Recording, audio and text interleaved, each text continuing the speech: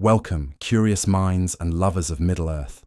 Today, we're diving into the depths of one of the most captivating and enigmatic moments in Tolkien's legendarium, Galadriel's escape.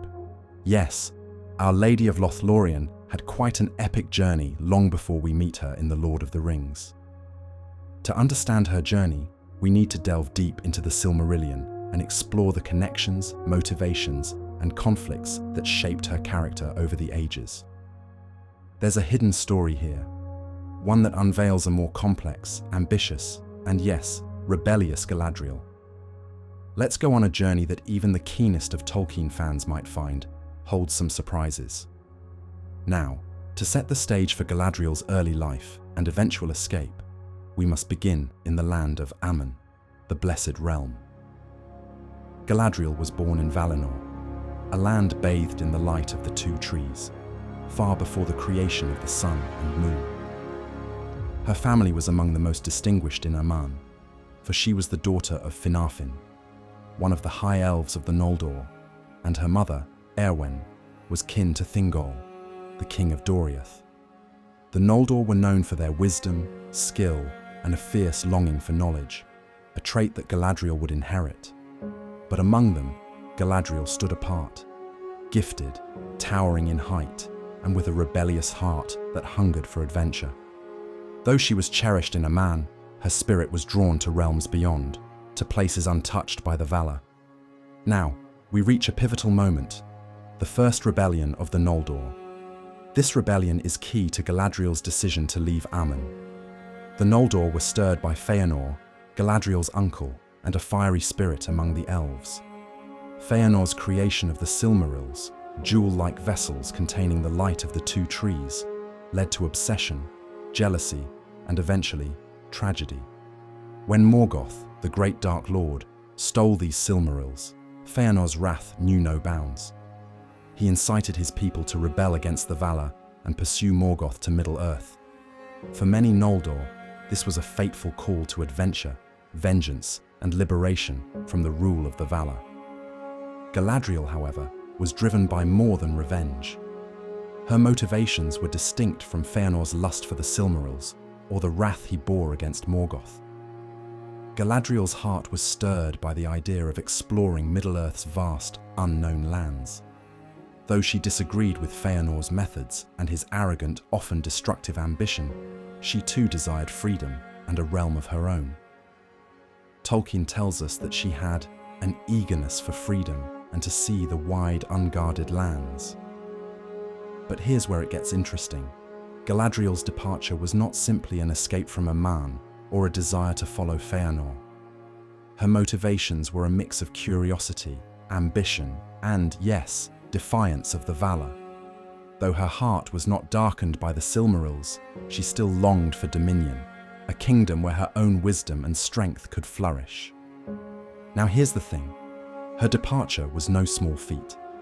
Galadriel had to make a perilous crossing from Aman to Middle-earth. Many fans often focus on Feanor and his tragic role in leading the Noldor into exile, but Galadriel's journey was equally significant, and the paths she chose shaped her character in profound ways. When Feanor and his followers took the ships by force, Galadriel was part of the group that was left behind, essentially exiled and forced to cross the Helcaraxë, the grinding ice. This frozen wasteland between Aman and Middle-earth is one of the most harrowing regions in Tolkien's world, a place of frost, danger, and darkness where many perished. Yet Galadriel, with her extraordinary strength and endurance, survived the crossing. This journey across the grinding ice was transformative.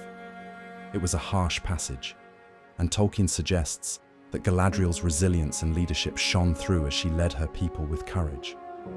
This endurance and refusal to yield was a seed that would later bloom into her formidable will, making her one of the most powerful and revered figures in Middle-earth.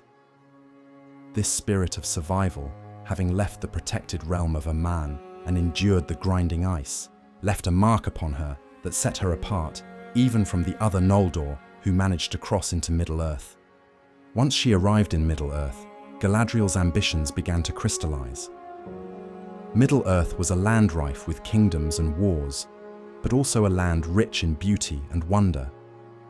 She became acquainted with her kin in Beleriand, including Thingol, her uncle by marriage, and the Maya Melian, who became one of her greatest mentors. This relationship with Malian is one of those connections that fans often overlook, but it's so crucial. Malian, a Maya of great wisdom, had insights that no elf could possess, and Galadriel absorbed these lessons. It was here, under Malian's guidance, that she began to understand the deep, subtle powers of enchantment, foresight, and protection. Let's pause for a moment to appreciate this. By the time we meet her in The Lord of the Rings, Galadriel possesses powers that seem almost otherworldly. She can read minds, offer visions, and her realm of Lothlorien has an aura of timelessness, largely due to her influence. This mastery, though, was first nurtured under Melian's guidance in Doriath. But Galadriel's story in Middle-earth was far from smooth. She faced opposition, especially from Thingol, who was wary of the Noldor. Thingol knew of the doom of Mandos, the curse placed upon the Noldor for their rebellion, and he feared its shadow upon his own realm. However, Galadriel's wisdom and charm won him over, and he accepted her as part of his household, a rare honor. It was during this time that she also met Celeborn, her future husband. While Celeborn was an elf of Doriath, their union symbolized an alliance between the Noldor and the Sindar, bridging two noble elven lineages. But unlike many of the unions in Middle-earth's history, theirs was not one born of political necessity. Rather, it was a partnership of equals, each bringing unique strengths to their union. Celeborn was wise and deeply rooted in Middle-earth's heritage, while Galadriel was ambitious and driven by a desire to shape the world around her. The doom of Mandos loomed over her as well.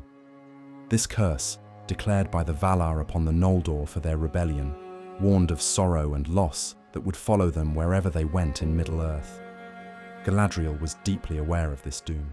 In fact, the doom was like a shadow over her existence in Middle-earth, a constant reminder of the heavy price she paid for leaving a man.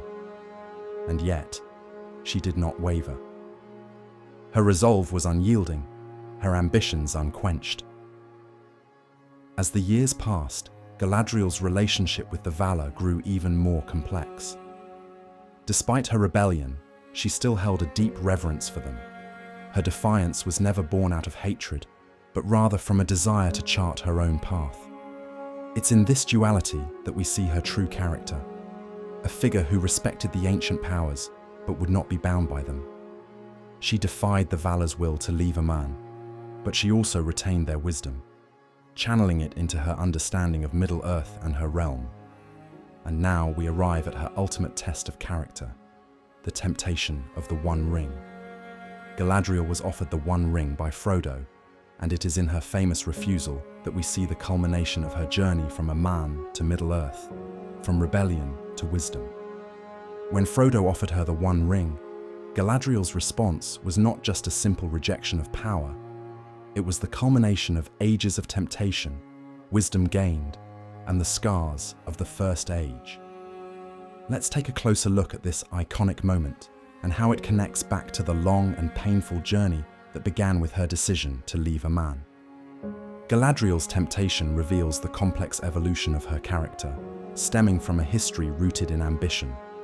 Remember, she had once defied the Valar to pursue a kingdom of her own. But by the time we meet her in The Lord of the Rings, she had seen the cost of unchecked ambition, the tragedies of the First Age, the ruin of kingdoms, the loss of her kin, and the sorrow of Middle-earth itself. The One Ring represented both the fulfillment of her dreams and the potential downfall of everything she had come to cherish. With the ring, she could establish herself as a queen, surpassing even Morgoth's might. Without it, she would continue to protect her people in Lothlorien with the wisdom she'd cultivated over the long ages. Her rejection of the ring, then, isn't merely a personal victory.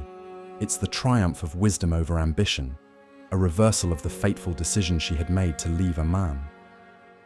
In this choice, Galadriel at last accepts that her strength lies not in dominion or power, but in preservation and peace. Her words, "I pass the test. I will diminish and go into the west," and remain Galadriel, mark a pivotal release of the ancient pride and ambition that had driven her for so long. But Galadriel's choice here also has profound connections to the great themes in the Silmarillion. For example, her journey parallels that of Finarfin, her father, who ultimately rejected Feanor's call to rebellion and chose to remain in Aman. Though she took a different path, Galadriel eventually embraced the wisdom that Finarfin had exemplified. In this way, her decision to refuse the One Ring and diminish is almost a spiritual reunion with her father's choice, an acknowledgement of the futility of striving for power when it leads only to ruin. In fact, this connection to Finarfin is one of the most fascinating hidden elements in Galadriel's story, as Tolkien rarely draws direct comparisons between them in his narrative. However, Galadriel's final choices are in many ways a homage to the wisdom and humility her father had shown, even though she did not understand it at the time. Her choice also signifies a long-awaited reconciliation with the Valar. Her decision to renounce the ring is, in essence, her acceptance of the path they had always hoped she would follow, a path of preservation and stewardship rather than dominion. And interestingly, this ties back to her use of Nenya, the Ring of Water. Nenya, one of the 3 elven rings, was entrusted to Galadriel by Celebrimbor, the master smith of a region and one of the greatest craftsmen of the Second Age. Unlike the One Ring, the 3 rings were designed not for domination, but for preservation, protection, and healing. Nenya allowed Galadriel to preserve the timeless beauty and safety of Lothlorien, creating a sanctuary of peace amid a world increasingly shadowed by Sauron's darkness. But in accepting Nenya, Galadriel took on a responsibility that was both a gift and a burden. Nenya granted her the power to keep Lothlorien untouched by time and decay, yet this very preservation relied on the concealment of her realm and isolation from the outside world. This isolation, however, carried a cost. By protecting Lothlorien, she effectively sheltered her people from the dangers outside, making it difficult for them to engage with Middle-earth's struggles. This mirrors the dilemma of the Valar themselves, who withdrew from direct involvement with Middle-earth to avoid corrupting it.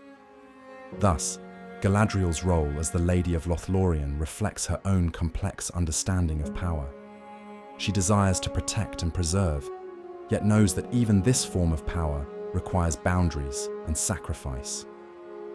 But Tolkien's connections between Galadriel's journey and the Silmarillion run even deeper when we consider her eventual fate. After the One Ring is destroyed and Sauron is defeated, Galadriel's final act is to relinquish Nenya and leave Middle-earth. This is perhaps one of the most poignant moments of her story, a moment of both liberation and loss. She relinquishes Nenya's power, allowing Lothlorien to fade with the passing of the elves. This decision echoes the theme of letting go that pervades the Silmarillion and the tale of the Noldor, who clung to the doomed kingdoms of Beleriand until they were utterly destroyed. But let's consider how this theme resonates even deeper with the tale of the Silmarils. The Silmarils, after all, represented an undying light, a beauty so precious that Feanor would rather curse his own kin than give them up. For ages, the Noldor pursued these jewels across the world, sacrificing countless lives and enduring endless tragedy. Galadriel's relinquishment of Nenya is a mirror image of this. Where Feanor and the Noldor clung to the Silmarils, Galadriel lets go of the power of preservation, knowing that true wisdom lies in accepting change and moving forward. And here's a little-known connection for the keenest of fans. Galadriel's departure from Middle-earth is more than a symbolic return to Aman. It's a return on her own terms. She is no longer the ambitious young Noldor seeking dominion over new lands. Instead, she returns as a figure who has embraced humility, carrying the lessons of sorrow, loss, and wisdom. The echoes of this decision resonate with the doom of Mandos, which warned that the Noldor who left Aman would find only suffering and exile. Yet by letting go of her power and leaving Middle-earth, Galadriel not only overcomes the curse, but also finds a path back to grace and forgiveness. Finally, her journey to the Undying Lands holds an even greater significance when we consider her role in Middle-earth. As one of the last High Elves to depart, Galadriel's departure signifies the end of an era. Middle-earth, now entering the Age of Men, no longer needs her presence or the magical realms of the elves. By choosing to leave, she acknowledges the changing world and her own place within it, signaling the passing of the elves into legend. Her journey thus becomes a bridge between Middle-earth's mythical past and the age that will bring about the rise of men, a cycle that Tolkien explores across the Silmarillion and the Lord of the Rings. This acceptance of mortality, of endings and farewells, brings us to one of the most powerful connections between Galadriel and the Silmarillion. The elves, particularly the Noldor, were often bound to the physical world, and they longed for a permanence that the world itself could not provide. This attachment led them to create things of extraordinary beauty and power, yet it also tied them to Middle-earth in a way that became a form of bondage. Galadriel, in letting go, ultimately frees herself from this attachment, transcending the fate of her kin who had been consumed by their desires and ambitions.